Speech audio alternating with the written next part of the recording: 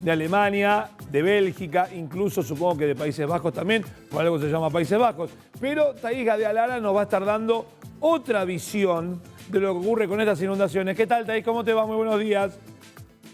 ¿Cómo estás, Nacho? ¿Todo bien? Así es un poco el detrás, ¿no? Que se encuentra de todo esto, que como bien ustedes dijeron, hay inundaciones que afectan a varios países en la Europa occidental. Los dos países más afectados han sido Bélgica y Alemania. Incluso en lo que es la parte oeste de Alemania se habla de más de 150 personas que han perdido la vida y todavía algunas personas se encuentran desaparecidas. Y sobre todo te digo que hoy la noticia empieza a ser el después, ¿no? Porque qué es lo que pasa cuando el agua empieza a bajar, los residuos que deja la sociedad, la posibilidad mismo, ¿no? de distintos virus y enfermedades que se pueden generar a partir, ¿no? del contacto con toda esa suciedad, más los daños. Hay personas que han perdido, ¿no? Muchísimo en lo que hace a todos los materiales, ¿no? Y en sus propiedades. De hecho, durante el fin de semana se han podido ver imágenes de Angela Merkel visitando algunas de las zonas más afectadas en Alemania. Y tenemos un mapa de cómo hoy en la mañana se veía, ¿no? En Google Maps, viste que cuando hay así eventos climáticos extremos, ahí lo que estamos viendo, esos puntos rojos, tanto en Bélgica como Alemania, es donde hoy en la mañana había inundaciones todavía presentes. ¿A qué se deben, no, estas inundaciones? Bueno, efectivamente cayó muchísima agua que desbordó los ríos en estos países. Y cuando te digo mucha agua, para que no quede, ¿no? simplemente en decir mucho, hoy la Organización Meteorológica Mundial publicó que en algunos lugares cayó en apenas 48 horas el equivalente a la lluvia promedio que suele caer en 2 meses. O sea, 2 meses de lluvia en 48 horas. Eso es lo que obviamente hizo que, o sea, hay un momento en que la capacidad del suelo, ¿no? En cuanto a la absorción, se satura completamente. A esto le podemos, si querés, sumar también en cómo están preparadas las infraestructuras locales, y eso fue lo que hizo que se produzca el desborde y la inundación. Y de hecho tenemos otra de las imágenes para ver, ¿no? Justamente un comparativo en lo que es en Alemania. Ahí estamos viendo Altenburg. Vos fijate arriba lo que era el antes, ¿no? de las inundaciones, y fíjate debajo el después, ¿no? de cuando se produjo este desborde, ¿no? de los ríos, y cómo quedó esa zona bajo el agua, que acá siempre tenemos que hablar de personas, ¿no? que se encuentran allí. Que esto también, Nacho, fue un punto interesante respecto a que en algunos lugares se dijo que a tiempo se activaron los sistemas de alerta. Esto significa que, por ejemplo, dar la alerta a que hay que evacuar, porque debido a la cantidad de precipitaciones se puede producir la inundación. En otros casos se dice que digamos que no fue lo suficientemente temprano, y también la realidad es que no todas las personas, en el caso de que se dé la alerta, lo respetaron, ¿no? O sea, que decidieron, prefirieron quedarse en la propiedad en lugar de cumplir con el alerta. Y bueno, eso en algunos casos es que estamos hablando de personas afectadas o incluso de víctimas fatales. Y acá Thaís, viene... perdóname, en este caso Sí, puntual, sí. ¿cómo podríamos basar este episodio con el cambio Mm. climático? Digo, este tipo de reacciones de la naturaleza, ¿son espontáneas? ¿Puede haber una alarma anterior? ¿Ha subido la cantidad de lluvia en esta región en los últimos años? ¿Había forma de preverlo? Bien, son muy interesantes todas las preguntas. A ver, voy a tratar de responder a todas ellas.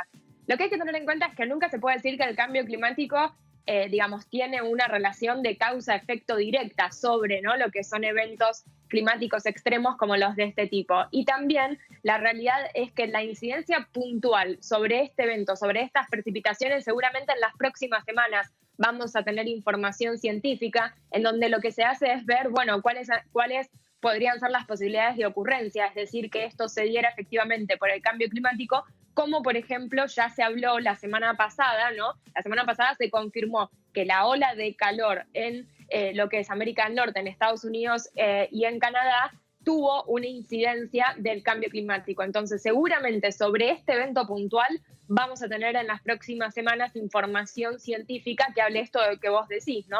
El aumento de las precipitaciones. Es mucho más fácil meteorológicamente analizar la incidencia del cambio climático en lo que son olas de calor y aumento de temperaturas que en eventos, ¿no?, hidrológicos como el de este tipo. Ahora bien, ¿qué es lo que ya vienen diciendo los científicos y lo que hoy reiteró la Organización Meteorológica Mundial? A una atmósfera que se encuentra más caliente, y esto más caliente es porque aumentan las temperaturas, porque aumentan los gases de efecto invernadero procedentes de nuestras actividades, especialmente a partir de lo que es la quema de combustibles fósiles como petróleo, carbón y gas, la atmósfera se calienta por todo esto, ¿sí? Bueno, al estar más cálida, ¿sí?, la atmósfera lo que hace es que retiene más humedad.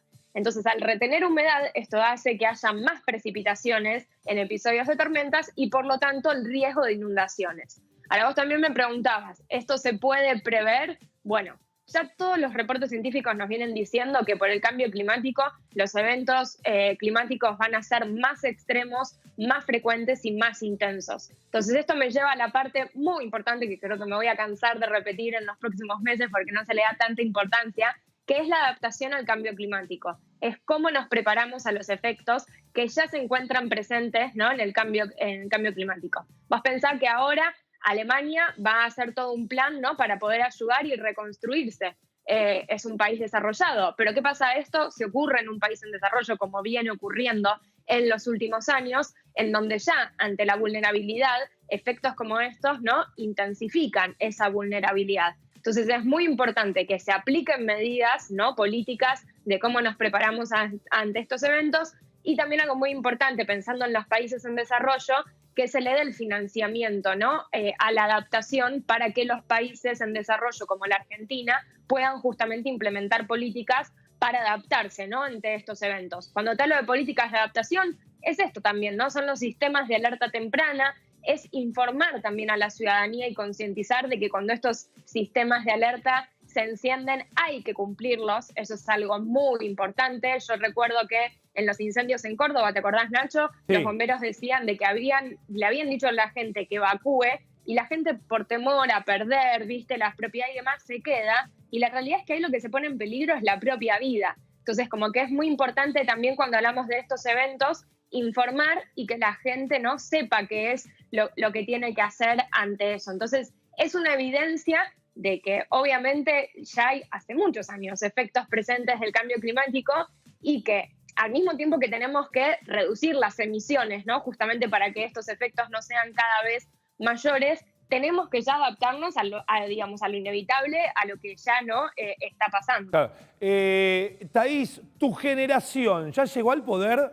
Digo, las personas de tu generación y que tienen esta conciencia de clima, de ambiente, ¿ya están ocupando lugares de poder para que sus decisiones vayan en esa vía? Digo, porque me parece que el mundo está parado como lo análogo y lo digital, ¿no? Está con un pie, no sé, advierto, a Angela Merkel, a Macron, bueno, a lo que es Europa, Boris Johnson, que están con un pie en la vieja escuela y el otro pie es como que hay una cuestión en donde hace ruido, en donde cada vez hay más cuestiones a lo que tienen que atender y a lo que tal vez no estaban preparados.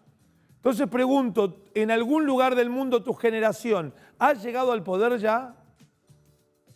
No sabría decirte puntualmente si llegaron a posiciones de toma de liderazgo. Sí, lo que está empezando a pasar es un poco en el rol de asesoría, ¿no?, a quienes están en los gobiernos. Eso sí es algo que a nivel local ocurre, o que, por ejemplo, a nivel de las Naciones Unidas, los jóvenes, incluso generaciones más jóvenes que la mía, se armó todo como una suerte de comité en cambio climático con jóvenes de distintos continentes para que también traten de asesorar o darle su visión, ¿no?, a los tomadores digamos, a los representantes en Naciones Unidas. Te diría que está por ahora más por ese lado, tendría que averiguar, sería muy interesante ver si alguien ya de más de 30,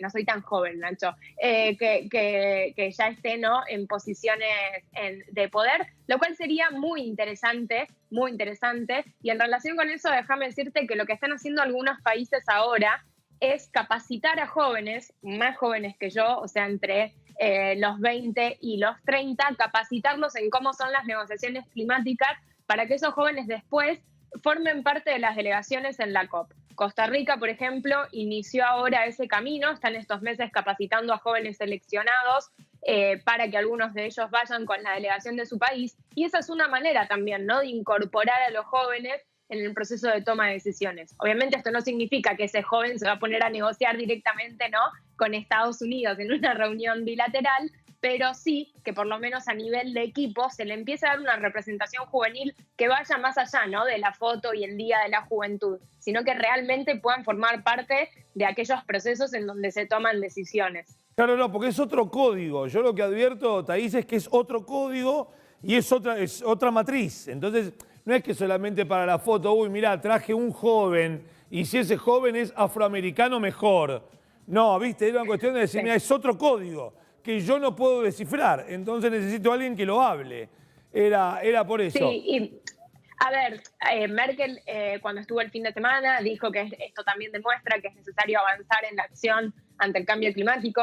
Yo te digo que hoy, y a lo que va a estar puesto el foco en la próxima COP26, la Conferencia de Naciones Unidas en Cambio Climático, es a lo del financiamiento, porque todavía no está el financiamiento sobre la mesa que los países desarrollados le tienen que dar a los países en desarrollo para que puedan implementar, ¿no?, sus políticas de cambio climático. Entonces, de los dichos hay que pasar, obviamente, ¿no?, a la acción después y a lo que se pueda ver en la práctica, ¿no?, de los diferentes gobiernos. Thaís, te mando un beso enorme, muchísimas gracias como siempre. Muchas gracias, Nacho. Ahí estamos. Vamos una vez más a